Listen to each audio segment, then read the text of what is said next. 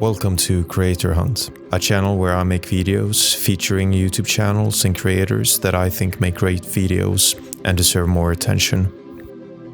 Geography Pin is a channel that makes animated explainer videos about different countries. He talks about the history of the country, the elevation, what each country is famous for, the type of climate and weather the country has, and much more. The videos are made by one person who does all the illustrations and animations by himself. South Africa, officially the Republic of South Africa, is a country in the African continent, located right on the southern tip. It borders two oceans, the Indian and the Atlantic, and 6 countries, 2 of which have claims either over pieces of land or over pieces of river. It also has 2 islands in the far south, and together with the mainland, projects a maritime border, as shown. The country has 3 capital cities. The executive capital is called Pretoria. However, the largest city is Johannesburg, with almost 9 million people.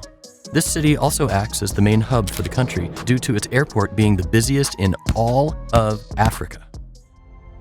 Comedy Without Errors is a channel that makes video essays dedicated to exploring stand-up, its comedians, and the methods used to tell jokes.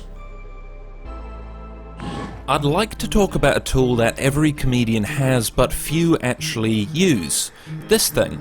While many discard the microphone as just a way to amplify the voice, it actually has a huge amount of potential to play with sound, volume, and perspective. In this video we'll focus on one comedian who uses the mic better than almost anyone. Ron Howard lookalike and aggressive red howler monkey that's escaped from the zoo and is now desperately marking its territory. Bill Burr, and his 2014 special, I'm Sorry You Feel That Way. The best case of Burr's use of the microphone is his renowned helicopter joke. This is probably the best example of Burr combining every comedic talent he has, showcasing his warped perspective while demonstrating an uncanny ability to play with our own. Basically, the joke takes place from 2 perspectives. One, a helicopter pilot who gives a guided tour to a passenger. The other, the passenger, who midway through the flight leaps from the aircraft. Burr acts out this climactic moment from each character's perspective, the pilot's being first. Note how he uses the mic stand as the control stick of the helicopter, both to set the scene and also lay out the physical space inside the helicopter itself. Alright, if you look out the left side of the aircraft, that's Orange County. There's over 27 miles of beaches. Put your seatbelt back on. 27 miles of beaches. Was established as a county in 1903. Sir, please don't open the door. Sir, what are you doing? Sir, no! No! Don't! Don't! Stop! No! No! What the fuck? What the fuck? Oh my god! Oh my god! You get the idea. For the next part of the joke, Burr reveals the passenger was terminally ill, an older man who realized he couldn't be cured and decided to take his life back into his own hands. Fuck you, disease. I decide.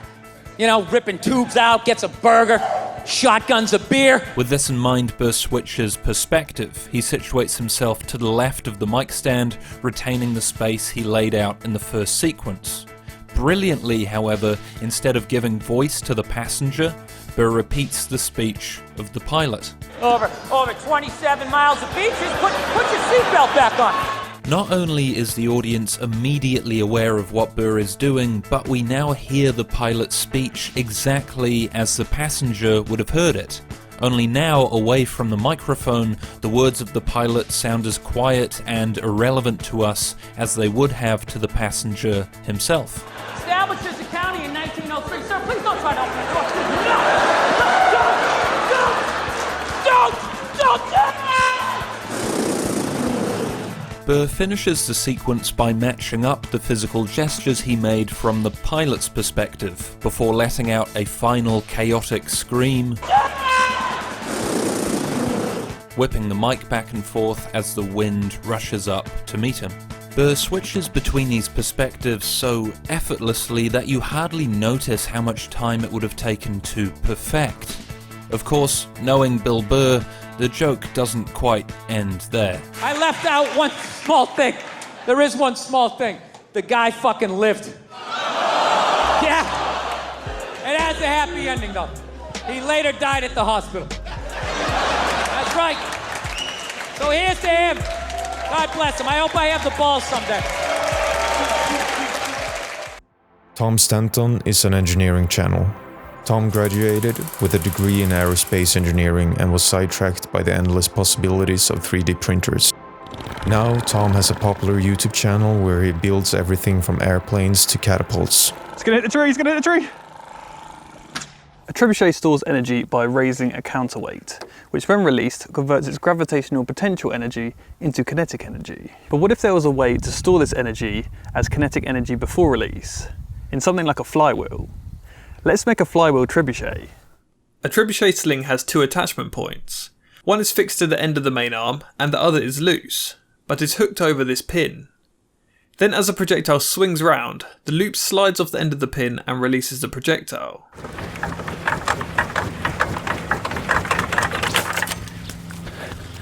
Right, so according to the high-speed footage, the ball travelled 0.82 metres in 10 frames, so that's 100th of a second. That means it went 82 metres per second. In miles per hour, that's 184 miles per hour. Once the ball is released, it leaves the sling with a kinetic energy of 132 joules, meaning the usable energy efficiency is just 31%. However, the flywheel is still spinning with an energy of 79 joules. 2 Minute Papers is a science channel that talks about the latest research within AI and machine learning in a way that is educational and entertaining. He's great at finding footage that is relevant to the topic he's talking about and uploads frequently. Dear fellow scholars, this is 2 Minute Papers with Dr. Károly Zsolnai Fehér. It is important for you to know that everybody can make deepfakes now. You can turn your head around, mouth movements are looking great, and eye movements are also translated into the target footage. And of course, as we always say, 2 more papers down the line and it will be even better and cheaper than this. In this project, OpenAI built a hide-and-seek game for their AI agents to play. While we look at the exact rules here, I will note that the goal of the project was to pit 2 AI teams against each other and hopefully see some interesting emergent behaviors. And boy, did they do some crazy stuff. The coolest part is that the 2 teams compete against each other, and whenever one team discovers a new strategy, the other one has to adapt. These agents learn from previous experiences, and to the surprise of no one, for the first few million rounds, we start out with pandemonium. Everyone just running around aimlessly. Without proper strategy and semi-random movements, the seekers are favored and hence win the majority of the games. Nothing to see here. Then, over time, the hiders learn to lock out the seekers by blocking the doors off with these boxes and started winning consistently. I think the coolest part about this is that the map was deliberately designed by the OpenAI scientists in a way that the hiders can only succeed through collaboration. They cannot win alone, and hence they are forced to learn to work together, which they did quite well. But then, something happened. Did you notice this pointy, doorstop-shaped object? Are you thinking what I'm thinking? Well, probably, and not only that, but about 10 million rounds later, the AI also discovered that it can be pushed near a wall and be used as a ramp, and ta-da! Got him! The seeker started winning more again. So, the ball is now back on the court of the hiders. Can you defend this? If so, how? Well, these resourceful little critters learned that since there is a little time at the start of the game when the seekers are frozen, apparently, during this time, they cannot see them, so why not just sneak out, steal the ramp, and lock it away from them? And you think it all ends here? No, not even close. It gets weirder. Much weirder. Jummy Boy is a food channel that makes videos about Korean street food. You get to see incredible knife skills, interesting restaurants, and amazing food. Everything from omelets to desserts. Just don't watch this channel on an empty stomach.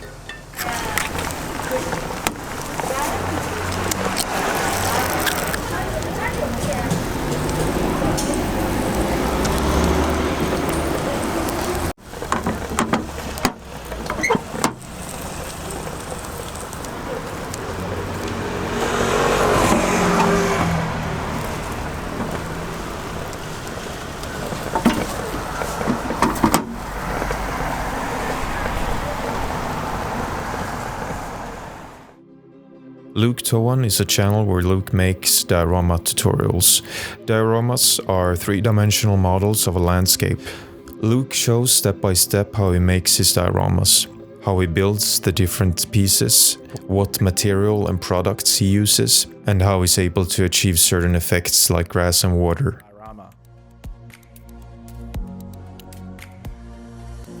You can already see it starting to transform. Each piece of PVC foam board can now be removed.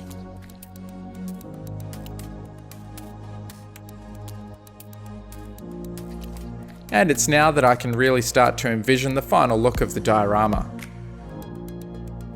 If you've seen any of my previous river tutorials, you'll know that I love using Mod Podge gloss and my airbrush to create the ripples.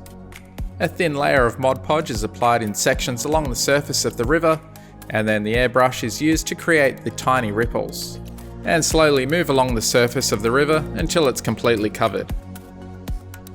It's left to dry completely before moving on to the next step. And that completes this awesome diorama that will have a new home behind my workbench. It was so much fun to build, and it's a real eye-catcher, especially being able to see a glimpse of the underwater scene with the salmon swimming upstream. I hope you enjoyed this video and perhaps found a new channel or two that you will follow. Let me know if you have any suggestions of YouTube channels you would like me to feature in upcoming videos.